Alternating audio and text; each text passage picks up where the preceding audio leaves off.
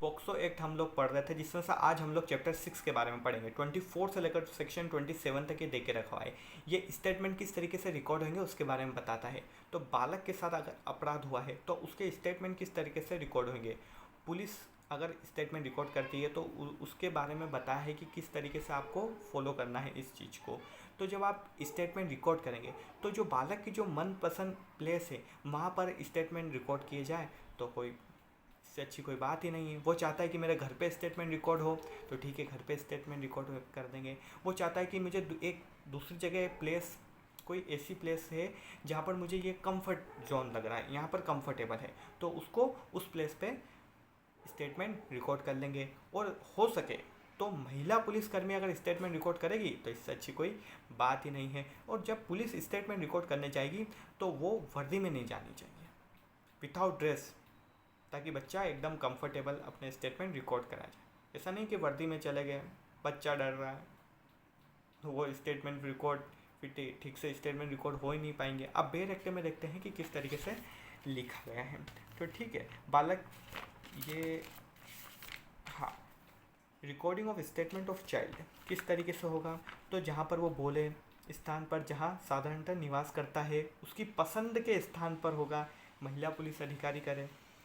उसके बाद इसमें दूसरा क्लॉज में बताया है कि बालक के कथन को अभिलिखित कर किए जाते समय पुलिस अधिकारी वर्दी में नहीं होगा। और दूसरा इसमें बता के रखा हुआ है कि पुलिस को यह सुनिश्चित करना है कि जो बालक है वो किसी भी तरीके से अभियुक्त के संपर्क में नहीं होना चाहिए। उसको ये चेक करना होगा, फ़ोन में चेक करो कहीं उसने मैसेज तो नहीं करा अभियुक्त ने धमकी भरा कि तुम कथन मत रिकॉर्ड कराना, वहाँ कहीं उसके किसी भी तरीके से संपर्क में नहीं होना चाहिए बालक के। पुलिस को यह सुनिश्चित करना होगा, ठीक है। उसके बाद फोर्थ क्लॉज इसमें यह बोलता है कि पुलिस को बालक को रात्रि में नहीं बुलाना है। अब ऐसा नहीं है कि पुलिस वाले रात की एक दो बजे तक उसको बुला रहे हैं और कोई कारण वारण नहीं चलेगा कि मुझे पुलिस वाले अगर कोई यूँ बोले कि नहीं मुझे तो कल कहीं बाहर जाना है तो इसलिए मैंने आज इनको रात में 2 बजे बुला लिया, तो इस तरीके से नहीं चलेगा। इसमें पांचवा है कि पुलिस को यह भी सुनिश्चित करना होगा कि इसकी आइडेंटिटी जो है, इसके एड्रेस, इसके घर का, इसके रिलेटिव, इसके स्कूल का, ठीक है, तो वो ये जो चीज़ है ये लीक नहीं होना चाहिए। ऐसा नहीं कि व्हाट्सअप पे चल रहे हैं लोग, स्टेटस डाल रहे हैं, मीडिया वाले पेपर में छाप रहे हैं, तो इस तरीके से नहीं होना चाहिए, ठीक है। अगर कोर्ट को आवश्यक लगता है कि ये बच्चे के हित में ये ज़रूरी है तो हो जाए, तो कोई बात ही नहीं। फिर उसके बाद हम लोग देखते हैं, ये हो गया सेक्शन 24 को। अब section 25 recording of statement of child by magistrate. अब मजिस्ट्रेट किस तरीके से रिकॉर्ड करेगा उसके बारे में बताया है। तो धारा 164 पुरानी वाली जो CRPC है, तो धारा 164 के तहत होंगे। ऐसे कथन को अभिलिखित करने वाला मजिस्ट्रेट बालक द्वारा बोले गए अनुसार कथन, जो भी बालक बोल रहा है ऐसा कैसा आपको रिकॉर्ड करना है, ठीक है। अब उसमें इसके बाद परंतु देके रखा हुआ है। परंतु की धारा 164 की उपधारा 1 के प्रथम परंतुक में अंतर्विष्ट उपबंध जहाँ तक वह अभियुक्त के अधिवक्ता की उपस्थिति अनुज्ञात करता है इस मामले में लागू नहीं होगी। दूसरा क्लॉज बताता है कि जो 207 है CRPC, उसमें क्या एक कॉपी देने का प्रोविज़न है। तो दस्तावेज की एक प्रति प्रदान करेगा, ये ध्यान रखेगा मजिस्ट्रेट की दस्तावेज की एक प्रति 207 में इनको प्रोवाइड हुई कि नहीं हुई है बालक को। उसके बाद 25 हो गई। अब उसके बाद हम लोग देखते हैं 26 में क्या दे के रखा हुआ है। तो 26 में दे के रखा हुआ है जिसमें बालक का भरोसा हो। अब बालक क्या है कि जिस पर उसको भरोसा हो, दोस्त हो, माता पिता हो, रिलेटिव हो, तो जिस पर बालक को भरोसा हो वो जा सकते हैं, ठीक है। अनुसार कथन अभिलिखित करेंगे, उपस्थिति में वहाँ पर खड़े रहेंगे उनके साथ, बालक के साथ। दोस्त तो उसको दोस्त पर भरोसा है, दोस्त खड़ा रहेगा। माता पिता पर ज़्यादा भरोसा है, अंकल आंटी पर ज़्यादा भरोसा है, तो वो उसके साथ वहाँ खड़े रहेंगे और अभिलिखित कराएंगे।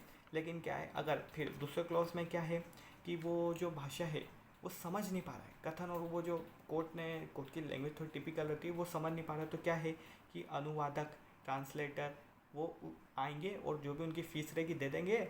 मकसद क्या है कि बालक को जो चीज़ लिखी है वो समझ में आ जाए कि ये क्या लिखा है कोर्ट की भाषा में।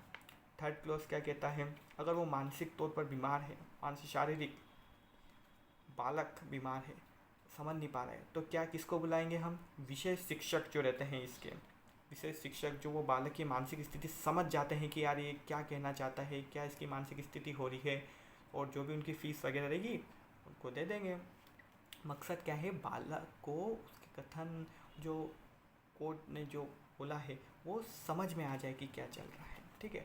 फोर्थ पॉइंट में क्या है? मजिस्ट्रेट पुलिस अधिकारी अगर उनको ऐसा लगता है कि यार ये इलेक्ट्रॉनिक फॉर्म में रिकॉर्ड होना चाहिए तो ठीक है, इलेक्ट्रॉनिक फॉर्म में रिकॉर्ड हो जाएगा।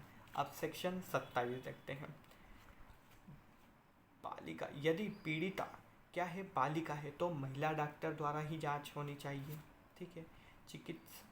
बालक के माता पिता अगर नहीं होते हैं, ठीक है, 4 क्लोज में क्या है कि अगर बालक के माता पिता नहीं होते तो फिर संस्था का प्रमुख कराएगा वहाँ का, और अगर प्रमुख हो सके तो महिला से कोई कराएगा इस बालक का चिकित्सा। फिर उसके बाद इसमें क्या देखे रखा है? तो ये था पूरा सेक्शन 27 तक हम लोगों ने देख लिया है।